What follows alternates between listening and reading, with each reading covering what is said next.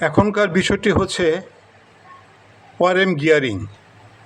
এই ORM gearing কীভাবে কাজ করে তা দেখানো এবং বোঝানোর চেষ্টা করা হচ্ছে। এই ওআরএম গিয়ারের মধ্যে দুইটি পার্ট থাকে, একটি বড়, সেটাকে ওআরএম হুইল বলা হয়, এবং ওআরএম হুইলের সাথে লাগানো আরেকটি পার্টস থাকে, সেটাকে বলা হয় ওআরএম স্ক্রু। সবসময় ওআরএম স্ক্রু ঘুরিয়ে ওআরএম হুইলকে ঘোরাতে হয়, অর্থাৎ ওআরএম স্ক্রু সবসময় ড্রাইভ বা চালক হিসাবে কাজ করে। কখনো ওআরএম হুইলকে ঘুরিয়ে ওআরএম স্ক্রুকে ঘোরানো যাবে না।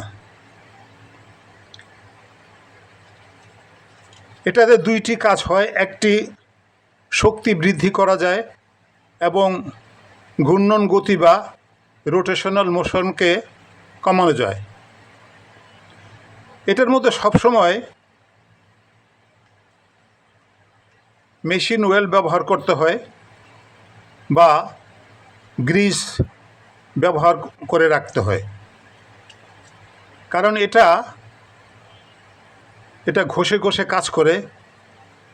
দেখতে পাচ্ছেন যখন আমি স্ক্রুটা ঘোরালাম, এটা মধ্যে বিভিন্ন হিসাব আছে।